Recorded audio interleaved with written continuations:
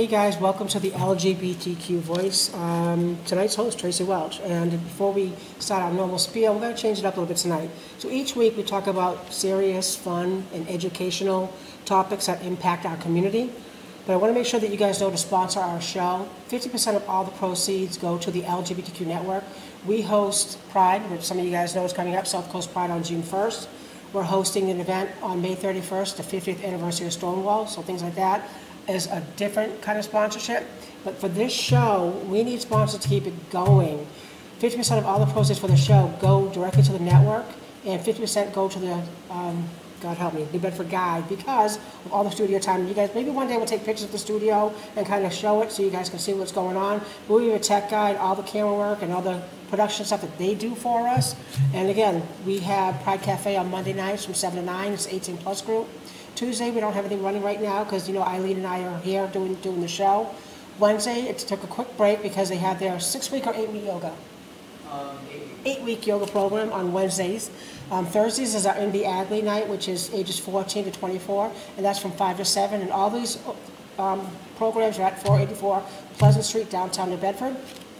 And Sundays we have Sober and Out. So 9 o'clock on Sunday morning, if you're, well, I call it my gay AA or Sober and Out, that's a good place to go. So I know that AJ just put up Pride Cafe sign. There's a lot that we do in the community online. Right now we started a book club, so you guys can check out our Facebook page, the LGBTQ Voice, or the South Coast LGBTQ Network, because that's why we're here. The LGBTQ Voice came about from the Bedford Guide hitting us up and asking us if we would like to do a live weekly show. So all the sponsorships and the ads that we do for this show, money goes back to the community, and we'll be able to see you guys each and every week. So tonight's show and topic, our guest is Beth Perdue from the Standard Times. She'll be letting us know about the 6th event at the Zeitarian Theater. The New Bedford Lyceum presents W. Camus Bell.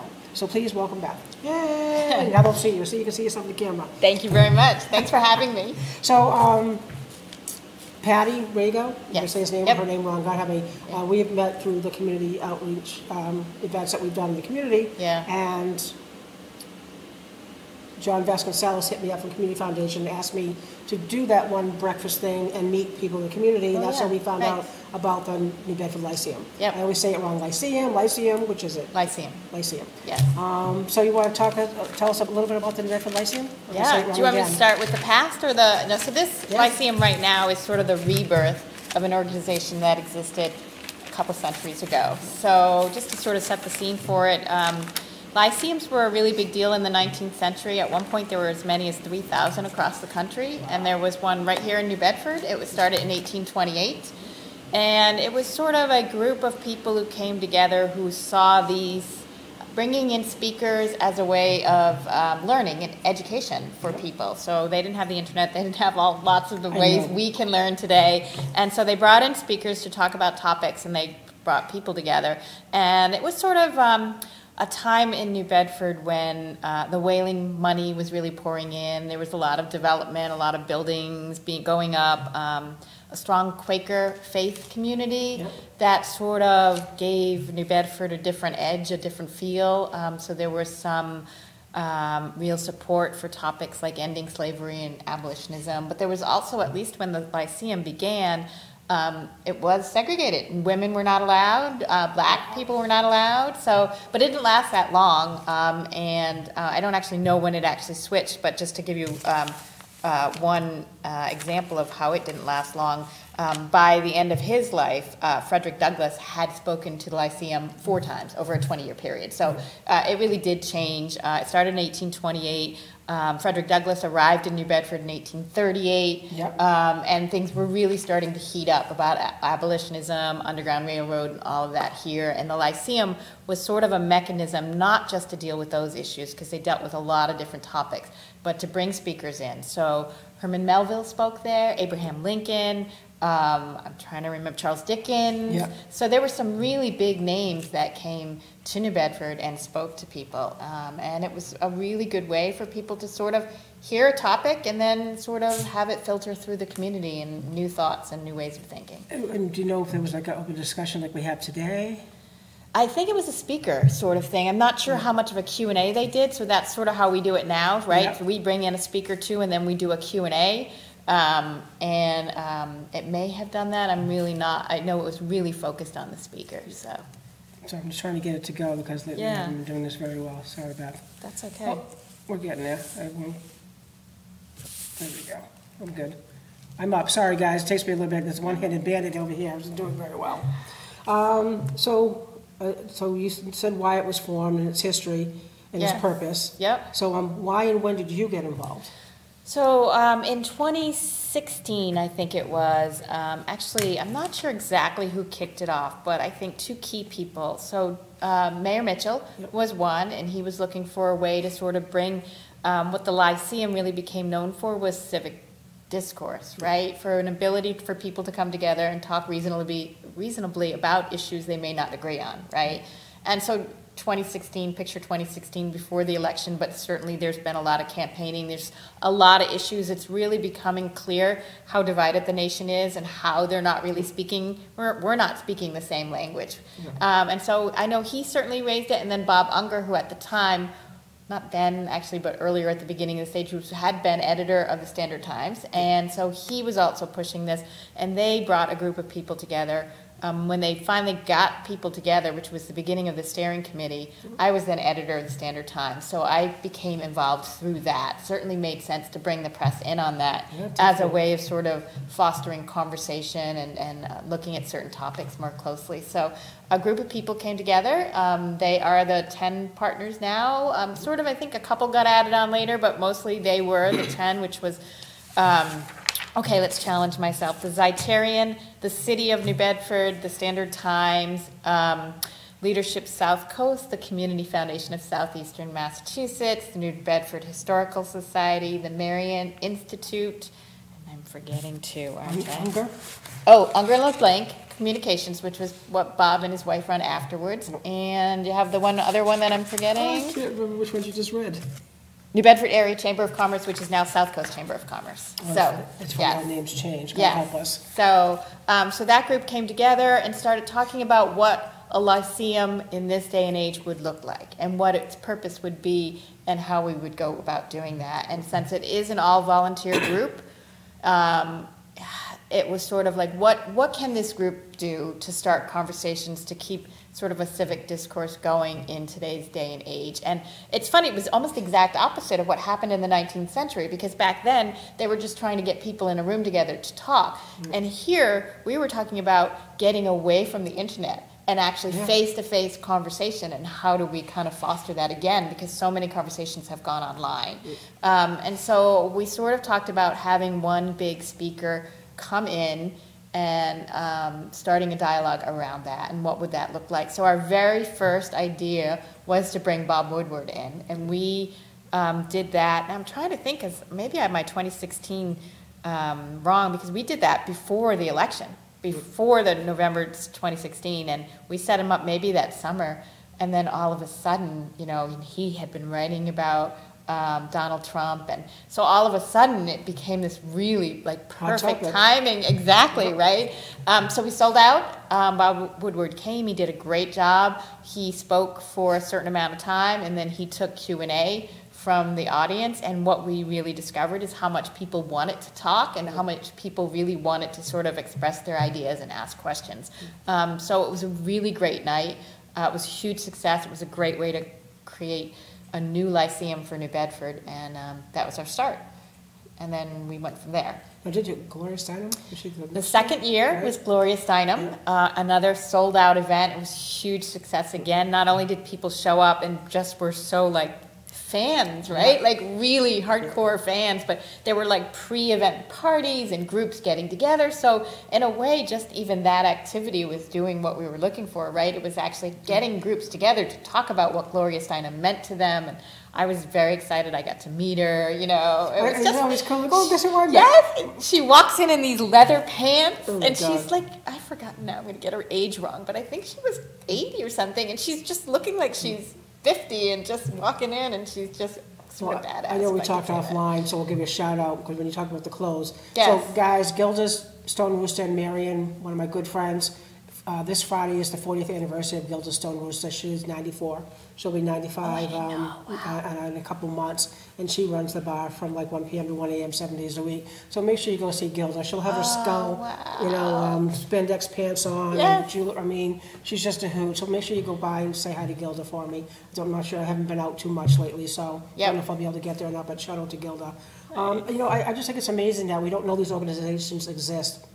So sharing ideas, sharing events on Facebook. When I go back to my Facebook memories, and I'm like, wow, I shared 33 things last year. What did I share? I'm like, oh yeah. It's easy to share somebody's event and just kind of share the knowledge that's out there. This past week, I led our youth group as the adult advisor, and a gentleman walked in, he happened to see the lights on, we have our gay signs out front. And he's like, oh, is there a group tonight? And I said, well, tonight's our NBI group. It's our 14 to 24. But if you want, I said, Twist has an event tonight on the other side of town. And they do HIV, STI, PrEP, all kinds of prevention. He goes, oh, I just left. I go, it's on the Cushing Avenue. So we sent him over there to network. And just right before we started our group, I got a private message on Facebook, hey, do you know, is Twist on tonight? No, Twist is the men's group. But they invite me to their Facebook page because I share the information, and we just got to share and help everybody out, especially since HIV is still on a rise in New Bedford. I don't know the statistics right now, but we're in the top 10 in the state in HIV rise. I did not know. Ages 14 to 24, men having sex with other men and transgender women of color. And it's like, and how do we reach these populations? And that's why next week's show, because we did a community needs assessment, and nobody still, almost 38% of the people in the South Coast did not know where they can get STI or HIV testing. Wow. And we're like, today's day and age, you don't know where to go. I'm like, okay, so we're going to have another show. We had one last year, and next week's show will be on HIV and STI prevention, things like that, and PrEP, and where people can get the help that they need, or free, or whatever, if you make under 60 grand, things like that, you can get PrEP. But it's just amazing that people still today, like I said, if they don't see it on Facebook, they don't know about it. Right. You know, they don't get out. We joke about it with our kids. I mean, I'm a foster parent, and I'm like, listen, I said, we ate dirt, that's why we don't get sick. You know what I mean? We did all these things outside, and maybe that's why we're not where you guys are at. Right. All right, so I know I'm on a different topic. No, it's okay. That's good. So right now, if you guys have any comments, I have you guys up. Right now, we don't have any comments. I can see a couple people are watching us right now, which is terrific. But we're going to talk more about the Lyceum and the guest that's coming. And let's see. So we have an event coming up on April 6th. Yes. You want to talk about what he's doing? I would love to talk about him. So that's Kamau Bell. Yep. So we thought, why not bring someone in who can talk about one of the most divisive issues, which is race, culture, sexual orientation, so many different ways that we sort of separate and tell stories that don't make sense, or are not allowed to tell the stories that do make sense to us, right? And the thing about Kamau Bell that we really liked is that he sort of takes a look at it, sort of, I guess they're calling it intersectionality right now. So it's all as one thing. So women's issues, race issues, cultural, religious issues, LGBTQ issues, all of it. He brings it all together and treats it as one thing, which to us made sense. Why not bring him in? He's also a comedian. He can sort of put these statements out that are sort of thought-provoking and get people to sort of think differently using humor. Sorry, go ahead. No, okay. I was waiting for it. Sorry, guys. It happens live.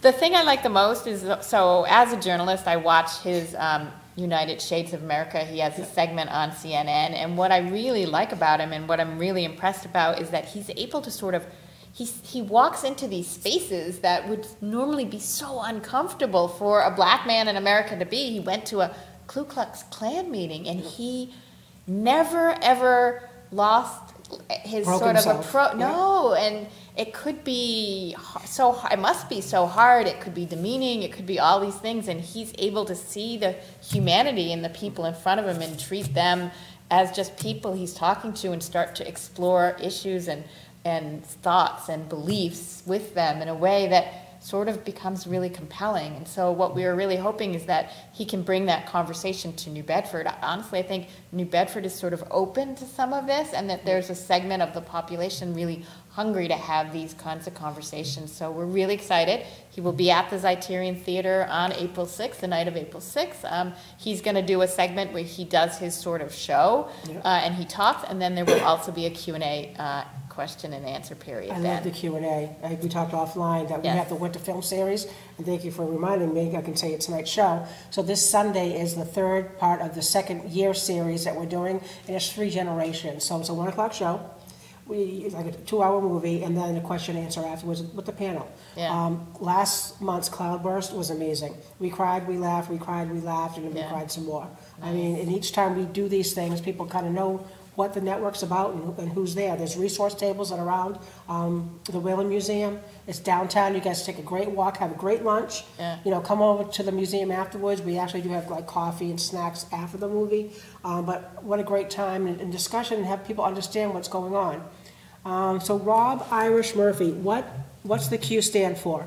So the Q stands for queer and questioning. So the LGBTQ, lesbian, gay, bisexual, transgender, Q is for queer and questioning. Rob, there's people out there that are trying to figure out their own lives and they're not sure where they're at, and youth to people that are older right now. So we kind of use the Q for the questioning because people are just trying to figure out themselves. So as well as right now, there's so many new terms that are coming out. So when we talk about events that we have coming out, June 13th is Pride AHA Night. Well, it's AHA Night for New Bedford, and the theme is actually going to be Pride, which is terrific for us gay folks in the community. We're going to be having a block party off of Acushnet Ave down by, Wings Court there, and we're actually going to have a glossary of terms. Nice. For some of these things, pansexual, panromantic, intersex, you name it, we'll have a glossary, which is great for people to be able to take them. Because after a while, I'm like, I have no idea. Can we just say we're gay, please? I mean, but we all identify as something different, and our kids take ownership. Yeah. And next thing you know, there's a new name and a new Yep. new letter, and we're Q right now. Other people in the country actually do Q plus. Oh, That way there it's plus, plus, plus, instead of going, you can't add pansexual, panromantic. Okay. What are the other ones, Kevin? Pansexual, romantic, asexual. Asexual, there's too many. Yeah. Yeah, there's a whole list of someone it. shared a glossary with us at the newspaper, so Yeah. we wouldn't get it wrong, and I was reading it going, wow, I'm really glad you did. Well, when we went and spoke at Nativity Prep, Kevin and I went last year, and Eileen and I went on a different day. We actually brought the glossary of terms. So there's actually 2 out there. One's the adult version. You're like, oh my God. And one's an easier version. Okay, yep. And that's what I still try to use because it's still overwhelming for even myself. Yeah. And I've been teaching, kids or mentoring kids for 8 years. And I'm like, what? So, Yeah. All right, so let's get back to you. Yeah, sure, no, that was good. Yep.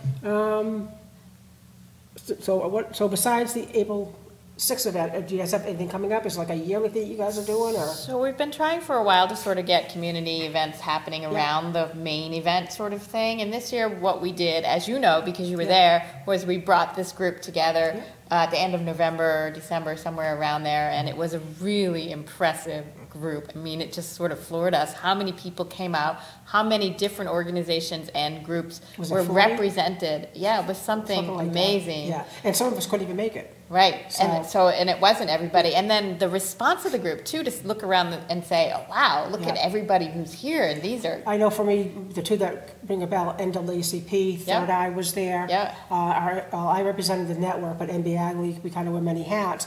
But John Vasconcelos from the Community Foundation said, hey, Traci, you need to come to this. Can you Yes. make it? I'm like, so I asked my boss at work, and Yeah. I was able to get the day off.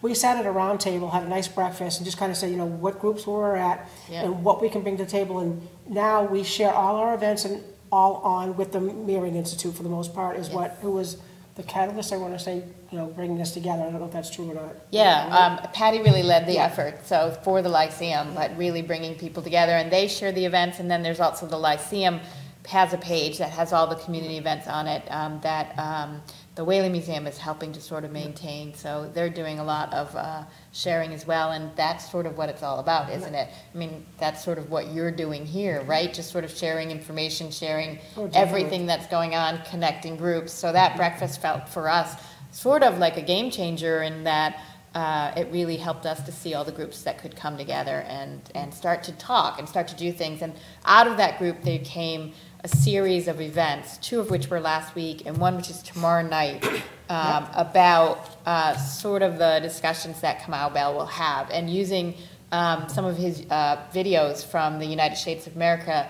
Last week, I'm going to hopefully get it all right. So UMass Dartmouth through their Frederick Douglass Unity House, but there's a bunch of others that I want to be able to give credit to. They had the first one, I think, last week, in which they talked about Sikhs and what it's like here in America, and they had a conversation that really, there were like 50 people there.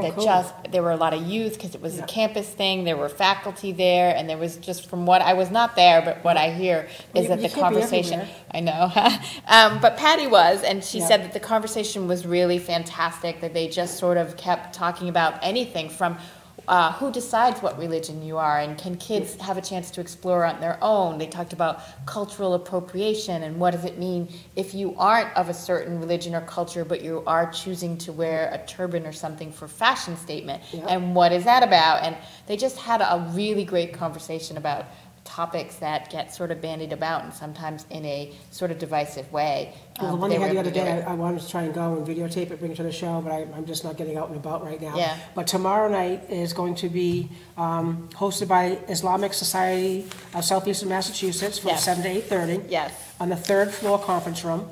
Join them for a screening of the episode, What I Learned from American Muslims, followed by a very topical and informative discussion. Yes, so that one is tomorrow night, and then I also hear that there's a new one in the works that will be April 4th at the BCC campus in New Bedford, and I believe it's being done through their Women's Center, so I'm going to guess that that has something to do with the topic, but I don't know which topic. There's so many. Kamau Bell does so much. He addresses so many different groups that I'm not really even sure what topic they're doing, but yes. But the one tomorrow night should be really interesting, and I've been told that that segment not only looks at what it's like to be Muslim in America, but also looks at what is it like to be gay and Muslim in America? It should be an interesting double whammy. Yeah, I know. I mean, I have it very fortunate to be white and to be gay. Right. I know people say, aren't you a lesbian? I'm like, I just say I'm gay. That's just me. But when I was doing some research on him, I actually found a little 3-minute plus video. It's Tale of Two Tickets, comparing a white guy and a black guy getting a ticket or possibly not getting a ticket because the taillight was out. Right. And I think it was 2017, the statistics where he was in California, that out of all the people that got tickets and the percent of black people, if you were black, you're 10 times more likely to get a ticket than you would if you were white in that same year. I'm like, wow. Yeah. So it's still there. I mean, I may not see it next to me right here in New Bedford, but it's there. When you look at the numbers, that's when you really see it. Yeah. And to have somebody come and talk about it, and again, I don't know what it's like to be a guy. I don't know what it's like to be, a black guy. I mean, but to have somebody come and say, listen, and open up a dialogue as a conversation. We were talking offline that we have our Pride event coming up, we have our Stonewall event coming up, that I want to do an intergenerational dinner. I want to bring in everybody and just, pass the mic around, tell us some story, let's go see what's going on, and hopefully try and get a buddy system out of that, where youth are talking to seniors, and even if it's a pen pal kind of thing, some of the seniors have the flip phones, they can't text, you know what I mean, so it's kind of a little bit hard.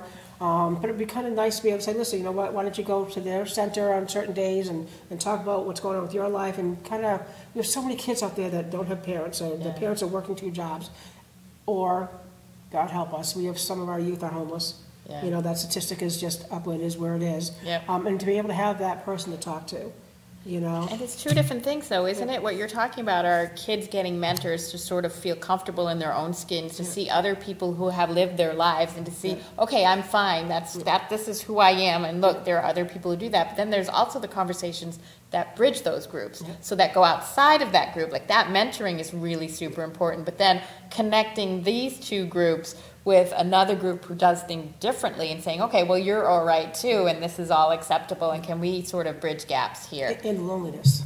Yeah, that's the true. loneliness factor out there. Yeah. Again, when we did our community needs assessment, some of that was what we got. They just felt isolated. Yeah. A lot of them are on social media. They don't know how to get out. And that's why we're very fortunate. We actually were at St. Peter's Church a couple of weeks ago for the LGBTQ supper. The Fairhaven has their monthly supper club. And Amy was at last month, so I got to see Amy there. But it's just nice to see that the Standard Times has been at a lot of our events. And I did Pride 3 years ago by myself, so I got interviewed at a local gay bar, La Place, about what's going on in the community. Yeah. So I just think it's amazing that when you reach out to people, you know, what you can get from it. People always say, well, how did you get, like, our huge Stonewall event coming up, how did you get him? I go, I called him. Right, yes. How did you get the Buttonwood Park for your pride? I'm like, we asked, Right. we said, we set up there, we met in front of the town, you know, went to the Yeah. meeting, and, Yeah. you know, it's just amazing. So, again, I'm gonna plug our event now, AJ, if you can, our Stonewall 50th anniversary event. So, a few things, it's the 50th anniversary of the Stonewall riots, 50 years ago in New York. If I wore the clothes I'm wearing right now, I would be arrested. I would have to wear 3 articles of women's clothing on the outside, or I could be arrested. Around 1966, it did change, but before 1966, if you served me an alcoholic beverage, I would get arrested and you would get a ticket. So around 69, it was still pretty bad. The rights weren't where they needed to be, and the cops would come into the bar. The bartenders would flick the lights. This particular bar didn't have a liquor license, so they would just bring in the booze and whatnot, and the cops, the mafia, paid them to leave them alone. So from time to time, the police would come in and harass them, the lights would flick, you just showed your ID, because back then, you'd get arrested, you'd lose your job, and you'd lose your house, and you'd get kicked out. Yeah. So finally, they don't know exactly who said what, but a riot started, and for 3 days they fought in the streets, they locked the police inside the bar, there's this whole story, and David will be speaking at our event. So I met David last year through networking, as we talked about the LGBTQ network, at Cape Cod Pride in Falmouth, and I asked him to be our keynote speaker, and he will be. So there's sponsorship for this, because obviously we want to try and make money to do some of the programs that we do, but May 31st is going to be a great event. Check out our Facebook as well, you'll see it on there, you can share it with your friends and whatnot, but I know AJ just put up some sponsorship forms for that. It's going to cost us a bit of money to be able to do this, and we're actually having a meet and greet dinner. A $500 sponsor gets 1 ticket, and a $1,000 sponsor gets 2 tickets, and they get extra perks too. They get the hotel night stay and Yeah. all kinds of perks that go with it. But how cool would it just sit down to have a dinner with somebody that was there Yeah. and was inside Stonewall, Yeah. not like outside going, oh, hey, by the way, there's a fight outside, you want to come? He Right. was inside fighting for his life, trying to get out of Stonewall. I would love to hear him talk about Oh, that. I Yeah. will be there tomorrow. So I asked David as well. When I met them a few months back, I was very, very lucky to go to their house. His husband, Bob, made us a lunch. I just heard his story, and it was amazing. I asked him if I could come back and tape it and be able to sell the discs at some of our events to Nice. help with us as well. Yeah. And he's so gracious that he has the Stonewall 69 hat Yeah. that he has specially made for him. He's having them made for us, but we can sell them Oh, as a that's profit for our fantastic. events. So, I mean, you just have to reach out and network and just kind of, you know, keep the community going. I mean, I went to Cape Cod Pride, had a tea dance last month. And I was able to take Kevin beside me and another kid from Pride Cafe. Yeah. By kid, they're young adults, but my kid's 32, almost 32, so that's what I say. And, you know, they network. You had a great time, Kev? Oh, yeah, it was really fun. He said it's really fun. He had a great time. Of course, I just sat there. But I used to live in the Cape for 18 years, so I knew people. Yeah. And he met a friend, right? Should I say his name? No, I won't say his name. But he met a great guy, and you just never know what's going to happen there. Yeah. All right, so let's get back to the Oh, story. can we stick with Stonewall for a second? Definitely. I wanted to ask you something, is Yeah. that, you know, it's such a huge event, so it's so amazing that New Bedford is coming all out and doing Oh, this, yeah. right? But doesn't it, like, just to take the broader Lyceum piece with it, doesn't didn't Pride actually drive not So civil it rights, did. but like It did. So- rights for more groups? Didn't it spread? Correct. So a few years prior to that, some groups, organizations tried to get out there and disperse. It just didn't get there. But it was actually June 28th, 1969, God help me, that this happened, and that's why Pride, so the next year it happened, they want to celebrate it. Okay. And to celebrate it. Now, that town celebrated, and that town celebrated, and that state And it celebrated. grew. And it grew. Yeah. So that's why June is Pride Month. And we're very fortunate that it's the 50th anniversary of Stonewall in New York. So there's actually a gay pride around the world every year somewhere else, and Interpride is actually in New York this year. So it's not only New York Pride, it's Interpride, all in New York. Yeah. And it's just amazing because the Stonewall, and again, meeting the veterans and hearing the stories, like I've heard stories of people like, oh, I was, you know, we weren't in the area, but we were close enough by, we had people that were there. And Yeah. do you know why so many people were there that night? No. I didn't either until I talked to David. And wait till you guys hear the story. Judy Garland had passed away. And she was the red shoes, never red heard shoes. that. Yeah. So I don't want to tell David's story because I want you guys to hear it from him. But so many people are here. You got to come out, man. Let's celebrate. Let's celebrate. You got to come out. You got to come out. Okay. And that's why there was over 200 people inside that bar that night. Oh, wow. So it was just amazing to hear. That's why they were all there. Yeah. If Judy Gunn hadn't passed away, if you had taken a right turn, like my friend Joe Quigley always says, if you had gone out that door and took left instead of right, what would have happened for you that day? Right. But it's just an amazing story that Dave was going to tell, and I just can't wait for everybody to hear it. When I heard it, I was just like, it's like I met the Pepperidge Farm man once, the old man that did the commercials, Pepperidge Farm man. Yeah. Pepperidge Farm remembers. I thought he was the Who. David's the Who. And just to hear his story, and his husband Bob was in around that time frame as well. And he could tell his story, what it was like to live back then. That's great. But one of our shows we did, we celebrated, Belle was original 76 for Rhode Island Pride. She was on our show, and she was actually at New Bedford's first Pride as well. And Belle passed away a couple months ago. We actually did a whole show on Belle. But they would always tell the stories, again, that you would try to go to a bar with 2 male and me 2 female. So when the lights flicker, the girl would grab a guy, the guy would grab a girl. Gotcha. And that's what it was. She said, Belle had said, and Connie's been on our show, Connie Meyer, that today, when the lights flicker, they go like this, because it's a trigger. Wow. It's still a trigger today from, 50 years ago. Wow. So it's just like, to hear the stories, I cannot wait for people to hear his story. And I keep smiling because it's going to be a huge event for us. Yeah. And after the May 31st event, we have our Pride on June 1st from 11 to 4. And I'm not sure if you know this, but I know I'm fat and happy. I say that almost every show. But Jeff Costa has been our yoga guru for the last 3 years. So we actually do the wellness walk around the park with Dr. Roche's group, the Bedford Wellness. Nice. And then yoga in the park. So last year I think we had like 30, 40 people on their mats from like 9:45 to the 10:45. And then our Pride events from 11 to 4. Nice. So it's just a huge event. And then we have AHA Pride, which is the June 14th. So there's just so much things coming for our community. And with events like the New Bedford Lyceum and with us doing the winter film series, it's just pushing the network up, let people know what's going on, that we can help people and raise money. Yep. Rebecca and Eileen have been doing so many grants just to try and get money to keep us funded through the year, that we keep doing these events to hopefully raise money to keep the programs going that we're going. Yeah. Yeah. But like I said, to hear his story, we'd be at the Harbor Hotel, he'll be sitting on the stage, him and his husband in 2 chairs, and I'm like, I said, I'm gonna have a reserve sign for me. I'm like, that's my seat right there, I know you heard it. Nice. But just to have everybody there, it's just gonna be an amazing night. And that'll be awesome. Yeah, so for tickets for that are gonna be there. But for tickets for your event, So I'll just can I make a quick plug though? Because Plug I away. really Have think plenty it of would time. be amazing to have members of the LGBTQ community come out and represent at this discussion, right? Yeah. And to not just be there, but to have questions that they bring so that we hear how Kamau Bell will talk about this. Yeah. And I'd love to see how his perspective kind of plays into what all of you guys are doing, right? Yeah. Because I think it's right in line with what he's trying to do, and so it seems to me like it would make a lot of sense. And we are actually interviewing him tomorrow for a story we'll put in the newspaper. So we have cool. a 1:30, I think, interview with him tomorrow. One of our reporters, Jeanette Barnes, will be talking to him on the phone. and she who went and interviewed Dave.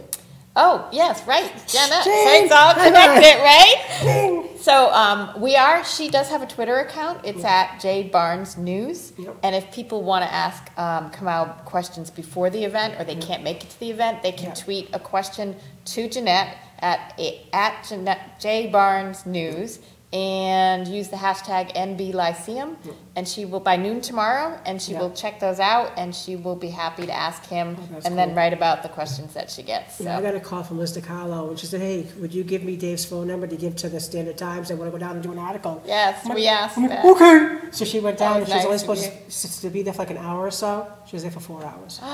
I mean, it's just, exactly, Yeah, that's sounds exactly amazing. what you get. Yeah. Then you get to ask questions, and you're like, oh, well, what was it like, and really like, 'cause I can just imagine me being arrested.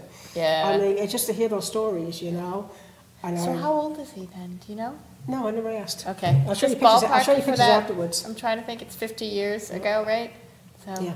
Wow, what a different time. Yeah, oh, definitely. And like I said, that bar couldn't sell alcohol, but they did. They didn't really sell, they brought it in, and just how things were so different back then. Yeah. I mean, today, things like that would never, God help us, happen. Yeah. Let's see.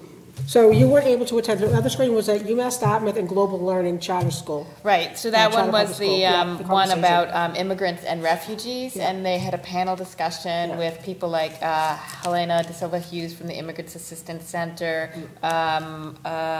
Donis Ferreira from the Global Learning Charter School. I'm actually forgetting somebody, That's all but it was a really good discussion about that. And in fact, what I heard about that group, it was slightly smaller, but they were really sort of like, what can we do? Yeah. We want to do more than just come here and talk about it. We want to take action. We want to help. And I thought that was pretty fascinating too. So We haven't done a show on immigration yet. I have, like I said, HIV and AIDS next week, and then I'm not sure, I have a couple things lined up, but we should. You know, there's We Won't Go Back to Bedford group that's around our area that does a lot with the immigration. Yeah. Lisa Lemieux, sorry if I'm saying your last name wrong. Yeah. Actually, one of our youth that grew up and is aged out is her mom, Lisa. Oh, So it's kind of okay. funny how, you know, we intertwine without even knowing who we know. yeah, yeah. So, we talked about the screening, so how did the people receive the audience receive the screenings? How did they feel afterwards, you know? I don't know if it was because they knew what they were attending, and maybe Yeah. you attract a certain audience who are more open to talking about these things, maybe not only open but eager to have these conversations, because all of them were received really well, and they actually dove right into a conversation. And I don't think that they had any issues with people sort of resisting that. I think people were just happy to be able to talk about it, so. I think that's the best thing. When we formed this network, it was funny. We got a whole bunch of us together. It was the Women's Center, Bristol DA's office, Fairhaven Council on Aging, RMB Agley, Youth Education in Schools. There was like a dozen of us got together.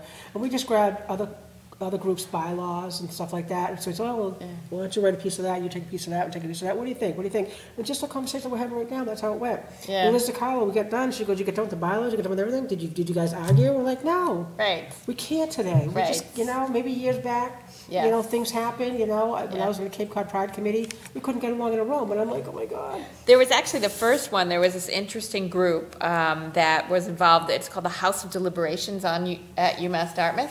And I don't know if they're a debate group or not, but they actually had a gavel set up. So you get, I like this approach, so you get 30 seconds to speak, and after your 30-second mark, you get sort of a light tap with the Yeah. gavel. You get 30 more seconds, and you get a little more of a tap. Yeah. And my understanding is if you get to the end of the next 30 seconds, you either get heckled or I don't know exactly, but they shut you down. So, right, You get buzzed. right. And so it sort of encouraged folks to sort of think about what they wanted to say and not just sort of Yeah, just ramble. speak yeah, exactly. And so I think that sort of helped to tailor the conversation a little bit. I like that the Standard Times came to the last movie series that we did, and Amy was there. Yeah. And again, like I said, one of the articles was 85 people were there. Yeah. You know, I mean, it's Yeah, just good that's for people to great. hear and see what's going on. And we had to change for our other venue because it got too small. It was standing room only. Yeah. You know, to have, again, you know, the outreach that we can get, and the more people that know, the more people that know. Let's see. Yeah. So we talked, I know, offline. Are there going to be more events where we can get, like we did the breakfast? I don't want to always have breakfast, don't get me wrong. But Right. that group of 40, just to kind of, what are you guys up to? What has changed for you guys this past year? Yeah. Because November, December, January, February, March. Yeah, it's for 4 months now. You know, you Yeah. can maybe meet once a quarter or. So I'm not sure that we're going to pull it together that frequently. I think Yeah. ideally we would do that because it was an amazing group and we think there's probably a lot of power and a lot more good that could come out of that. But more than likely what we'll do is try to figure out when the best timing is to bring that Of course, group now back summer's together. coming. Right, and you know, what is the next step for the Lyceum now with Yeah. 3 events behind us Yeah. and working? I mean, it was that group that led to these other small events. These events never would have happened. These were groups that stepped up. So the Islamic Society of Southeastern Massachusetts, you know, UMass Dartmouth with all its groups. I mean, these would not have happened if that breakfast hadn't happened. So what could come next from that? Only going yeah. upwards. Yeah. So just some local news out there, guys. On Sunday, 2 shots were fired at a popular Palm Springs gay bar. The 2 people, one person was shot outside, one person was shot inside the bar, and they are okay. So it's still happening. There's still violence everywhere against the LGBTQ community. So I wanted to kind of put that out there for the not so good news, but some really good news I thought was really funny. I'm going to see where I can find it. Shout out to openly gay kid, Ella Briggs in Connecticut. She is the gay governor kid. They have a governor kid at that level, and she is openly gay, and it was just it hit the gay scene this week. I just how cool it is, like 11-year-old. She's got a little bow tie on, she's just strutting her stuff, and rainbow tie, and just kind of got a business suit on, and 11 years old, you know, and just she had said in one of the things that I read that her teacher put her in timeout. She got in trouble because she had a gingerbread man, and they had cutouts, and they wanted her to put a dress on, and she's like, "Oh, I don't think so." She goes, because my person's having pants and a tie, you know, my gingerbread, and they're like, no, you can't do that, so they put her in like a timeout, you know, and she was a little kid at the time, you know, so it's just like, you know, empowering these kids, and again, social media is a hurt and a plus for our community, for both a double-edged sword, but we need to kind of get out and do more in the community. So when you guys see these events, share them on Facebook. I know Third Eye, this Saturday at 38 Bethel Street, there's a studio upstairs. They're having an event called Pride. It has nothing to do with our pride. It's their pride of the lion, their pride of them. And they're raising money for their Third Eye event they have in the summer. Nice. So I think it's a $10 ticket. Check it out online. Check out Third Eye. I love to share events all the time, depending on how I'm feeling. I would like to go, but I'm trying to keep a low key right now. I need to keep a low key. But Third Eye was on our show. Nice. We asked them over, like, can you come on? Can you come on? Can you come on? Yeah. And finally they hit me with, we're so sorry. Yes, we'd love to. And they were on our show a couple, like last month or so. Yeah, they're a good group. Yeah, Dream Out Loud. There's just so many small things like that that are out there that we just need to keep helping and keep sharing. What time you got? 7:41. Oh, we're doing pretty good. Yes, oh my God. Can I ask you one more thing? You got plenty of time. Lyceum.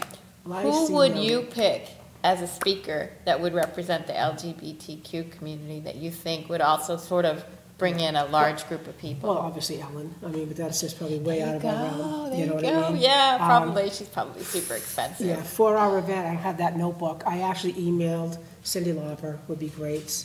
I sent a message to Ellen DeGeneres. Leah Delaria from Orange is the New Black. She bought a bar in P-Town, so she may be back sort of in this area. Yeah, okay. I sent messages out, Miley Cyrus, and I thought I would like Miley to do it. She's kind of, I have a tattoo on my arm that says, don't miss your life, and that's, it's all about the climb. So I have many tattoos. There's a few people out there. Even nice, those are good. You know, the Queer Eye guys. Yeah. That whole panel. I mean, there's just so many people there that are positive in our life right now. Even having the Human Rights Campaign, asking them to come. Right. And I even sent a message out to them for the 50th anniversary. I sent it to everybody. I sent it to ABC 6 News, Channel 7, your mother, your father. I'll send it everywhere. Yeah. But, you know, Ellen would probably not come, but, you know, Cindy Lauper, all those big wigs. Yeah. I sent it to Katy Perry. God help me. You just never know who's going to come. Yeah. But Human Rights Campaign does a lot for not just LGBTQ, but in general. Yeah. There's an office in Boston and one in P-Town. Okay. So when I was in the Cape Cod Pride Committee, Kathy Reno was president at one time, and she actually runs the Human Rights Campaign in P-Town now. So networking, you just never know where you're going to be. Yeah, you know. But yeah, I mean, there's probably a few that I could think about. We can maybe talk offline. Yeah, no, those are good. Those are really good. Want to come, you know, that could come. I mean, tickets would go well for that. I mean, look how many gay people have come to. Melissa Etheridge, God help me. Right. She's performed at the Z. And people are like, I've seen her too many times. People are like, listen, she's at the Z. She's down the street. Come on. Right. And she's going to be playing in Plymouth or something this summer coming up. So I have tickets for that as well. Okay. But there's a few out there. Well, that's good. Yeah, you know, I mean, to have the Z obviously on board with this. Amazing, yes. I mean, they do so much. They are the reason the Lyceum is really continuing as well as it has, and they have such a good instinct. Rosemary Gale has a fabulous instinct for who's going to be able to really hold that side. It's a large theater, right? Wicked, well, yeah. So I was part of AIDS Inc., which is, God help me, Association of Individuals Dedicated and Sincere. We help raise money for people infected and affected with HIV in the Bedford Fall River area. Well, one of our things we were doing for the year was drumline. So they had drumline there, and like, oh, we got front row seats. I'm like, great. Oh no, the front row seats are this wide, and I'm this big. And I'm gonna sneeze again. Sorry, guys, it's coming. So I know now that I need to get like N and M back because that's fat friendly and happy seats. So other than that. I love it there. Yeah, you know, nice I love that it's historic, you know, and I just love that it's close to downtown. We can go and have a couple of drinks. You can have dinner first and go to the Z. I actually got hit up in February by, God help me, it's his birthday today. Of course, I can't look it up right now, and I have my other notes at home. They want me to be part of the Laramie project, which is Matthew Shepard's, got murdered years ago, and there's a Matthew Shepard project, things like that.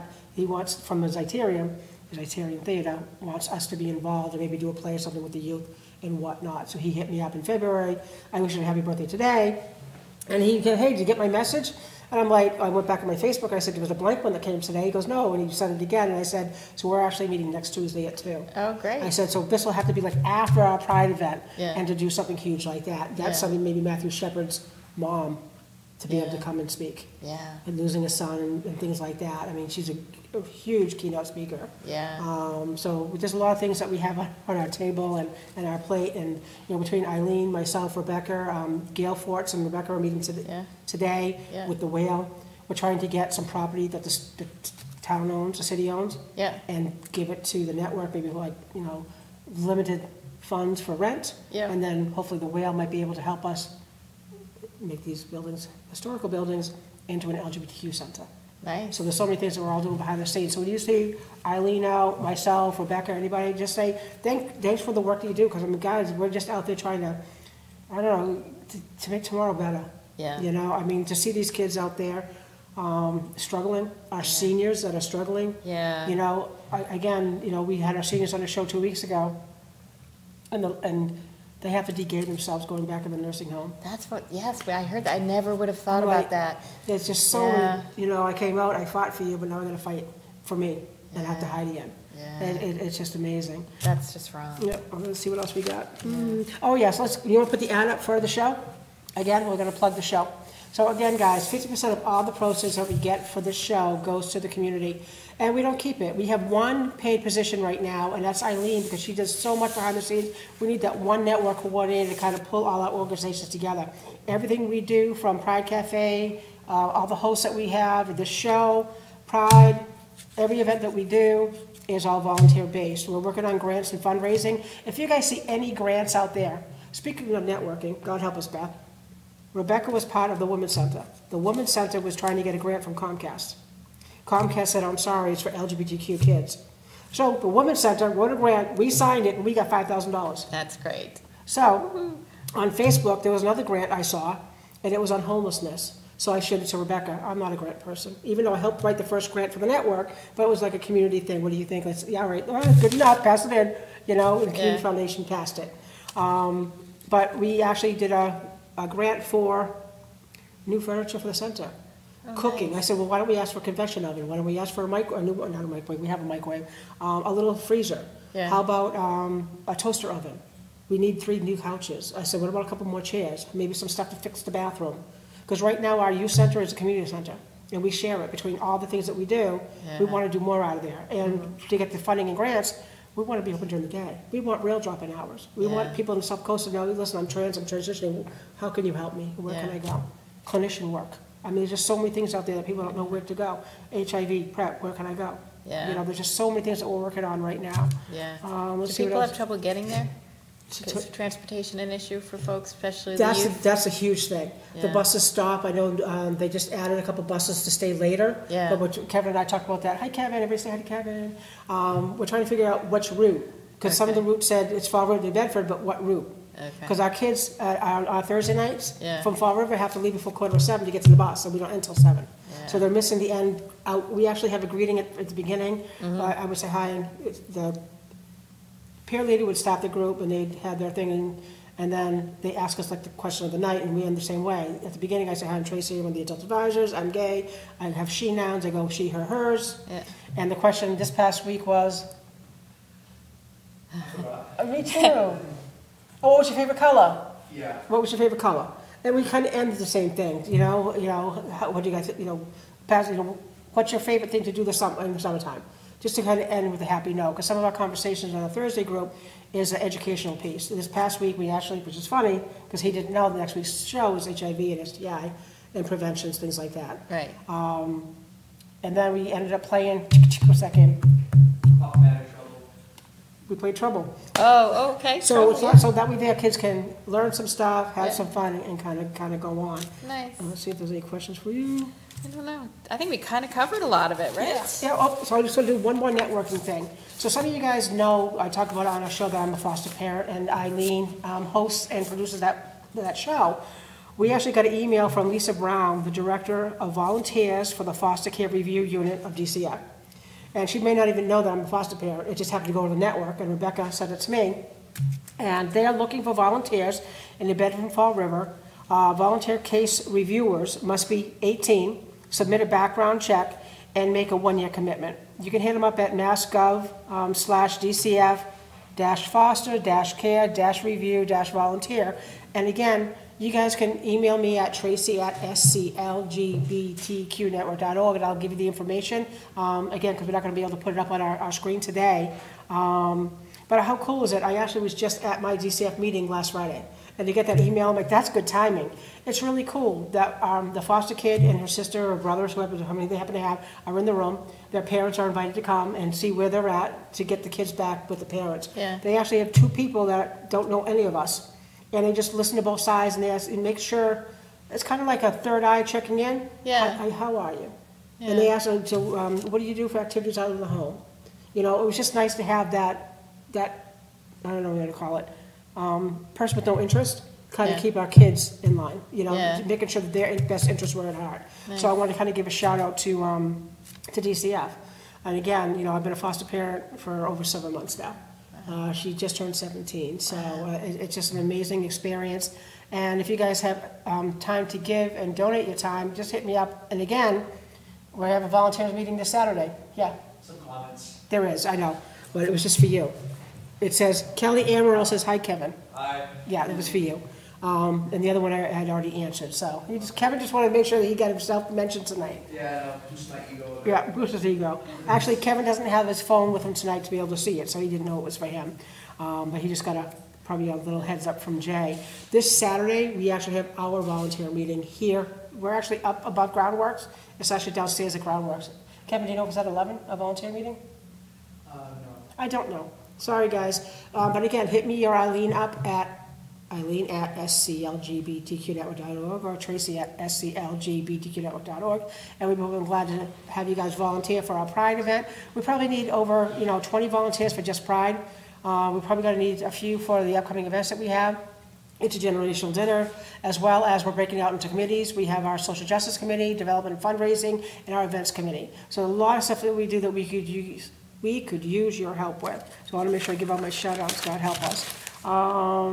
And ticket information, again, 25, 35, 45, 75, something like Yes, that. absolutely. I think Yeah. you got it spot on at the Z. Yeah. Starts at 8, Saturday, April 6th. April 6th. Yeah. So depending on, like I said, if I'm working and finances and the whatnots, I think it would be great to go. I love trying to go to these events and kind of share the news. Like I said, I was trying to go to the screening the other night so I could maybe show some video of the show tonight. Yeah. I just one-arm video ain't working right now. Yeah, I hear you. Yeah, do you have anything you want to end with? I think I pretty much got everything. I can't thank you enough for having us here. We're really, like you, trying to kind of connect groups and bring people together to have great conversations about difficult issues. And it's really nice to live in a community like New Bedford. I think a lot of these topics come up and are... Yeah, we've done so heavy. We did suicide, we've done HIV. My funny one was No Breathy Stevie, right? We did no hands-on, hands-on, only CPR. So Okay. we had half a dummy on the table, so we named him No Breathy Stevie. Oh my God, it was too funny. And we have a group funny. photo with me and the lady from the Red Cross. Yeah. With me, her, and No Breathy Stevie. I think that was my That's funnest funny. one. We've had them on, they've been on our show twice when we did how to handle emergencies. Not everything we do is all LGBTQ related. It doesn't need to Right, be. yep. But we always say that 1 in 10 people are gay, so it's going to infect somebody somewhere on the lines. Right. All right, well, that's it for us tonight, guys. We'll see you next Tuesday, HIV, STI, PrEP. So if you guys have any questions you want answered, hit me up, email me. We'll make sure we get them on the show. Take care. Thank you very Bye now. much. You got it.